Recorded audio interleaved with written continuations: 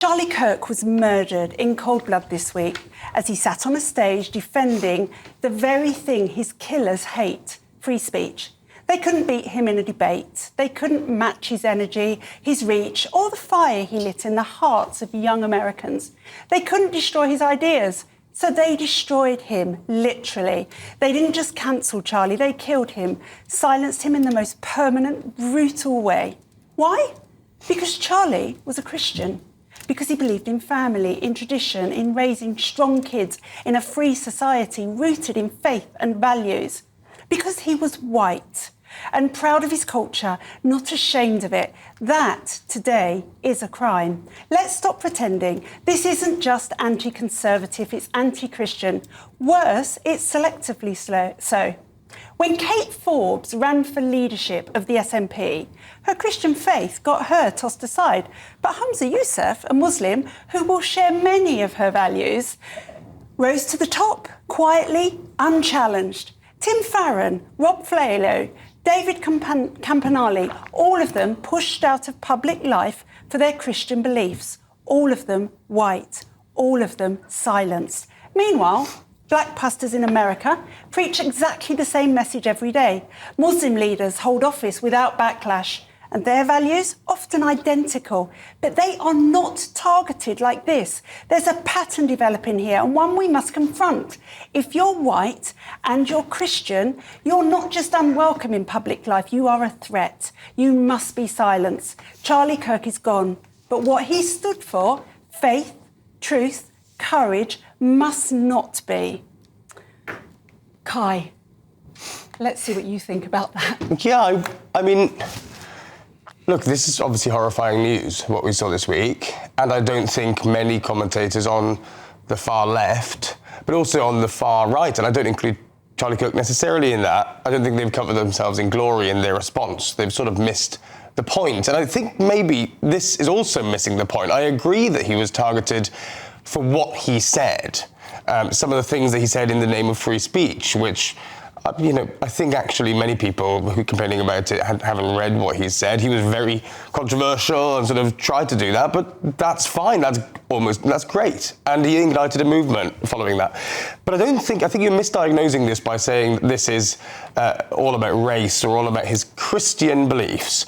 Those were part of his, say, controversial beliefs. It shouldn't be controversial, really, in the modern world. We should be open-minded to people of faith, regardless of what that faith is. But I think it misses the point to make this about white or black, Muslim versus Christian, really. Well, was I, Alex? I mean, wasn't everything that he believed in embedded in his faith? Yeah, well, you took the words out of my mouth. His values are his Christian values. And that is something in this country we're struggling with now. We're struggling with our unique Christian identity that's being whitewashed over time, leaving people wondering, what is British values? What are they?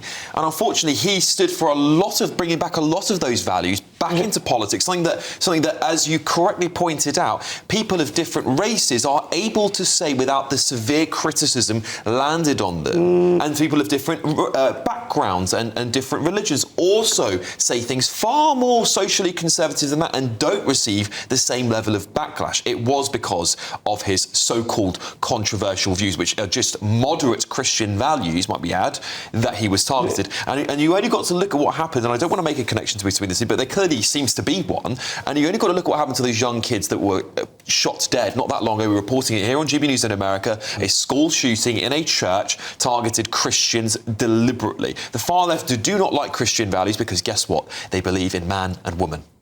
Yeah, absolutely.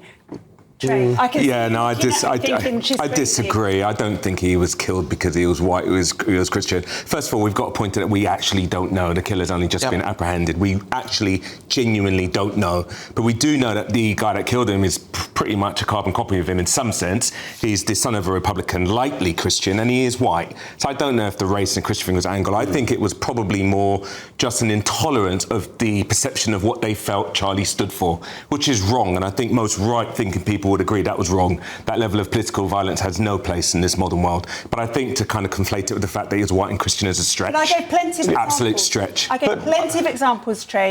Dr. Martin Luther King was also killed. I mean, he was a black Christian guy. I just think think you've always had political violence. I think, in With all America. due respect, bringing in Martin Luther King to this argument is a silly one. No, but it is, because we've seen pictures where we've got Dr. King and you've got Kennedy and you've got Charlie Kirk on so many posters. It's actually very, very relevant to what I'm saying Martin here. Luther King I don't think, yeah, but also because of what he stood for. Because that was dangerous. I think Charlie Kirk was killed because of what he stood for. And if you're on the extreme left, you have a view that he's divisive, probably he's racist and all these other things. Just to That's counter what he you're was saying, Trey, I would say this: there are black commentators who, I mean, Candace Owens, she's quite conservative. She's a very strong Christian conservative. I don't believe there's any threats made to her and other black commentators who have shared very similar values. And of course, maybe it was just that his profile was bigger, of course, as well. But we do know that at least there's a lot of reports about what this man's intentions were. I mean, it does seem to me, and again, you're right, we don't know the full motive. We really don't know, yeah. But it does seem to me, if we're trying to at least have an idea about what the motives were, you can only look at previous cases to find there is a targeting of Christians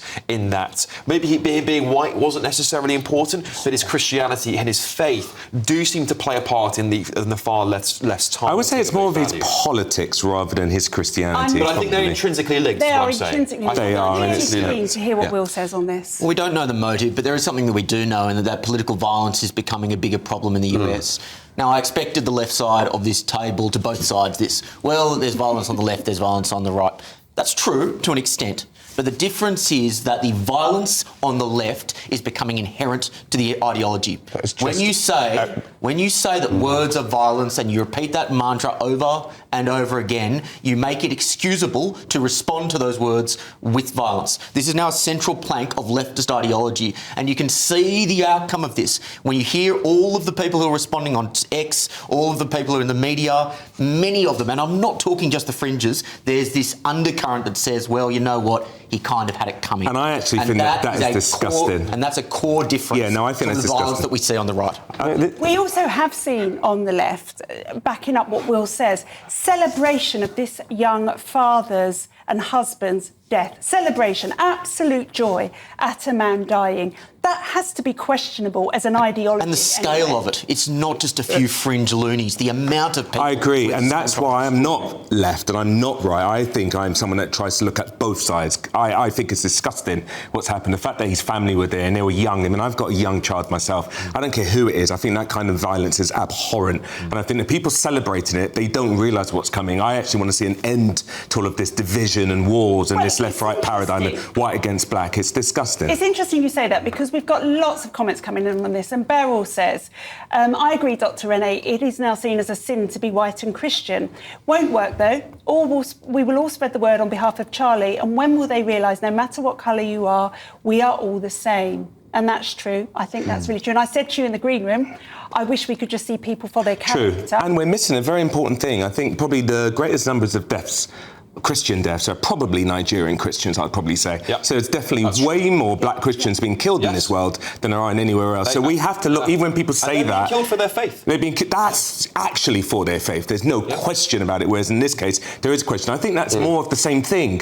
This left-right dynamic, we will overcome and they're killing us. It's not true. And we need to stop fanning the flames of these wars against right or left and just look at what do people really want. And I think most people want people to be shot in the neck in front of these kids. But do you not think you just don't want that? Charlie's Christian values, the reason the left can't have those values is because they believe in the family, in men and women and children and culture being embedded in that. That's why they can't have Again, I think it's deeper than that. I'll give you an example, and it's not necessarily me being triggered, because I do not get triggered. But when he says things like, if I walk into a plane and the pilot is black, I think, oh, is it going to be safe? Is that a DEI hire? It's that type of stuff that probably triggers people. Interesting stuff. That's the kind of stuff that triggers people on the left. Wrongly, I believe, I'm not mean to look at you when I say that, but I think quite wrongly, I think that's one of the problems. People are seeing each other as enemies, when fundamentally we actually all want the same thing. But when people are fanning the flames, that's what's aggravating. But we see that fanning of the flames here, right? And I really didn't want us to be getting into sort of nitpicking or cherry-picking of cases, right? Because political violence is endemic across the political sphere. I reject this idea that it is a left-wing phenomenon. It is just not. That is nonsense. True. OK. Anyway, we could debate this all night, I'm sure, but we have some other interesting stuff to debate.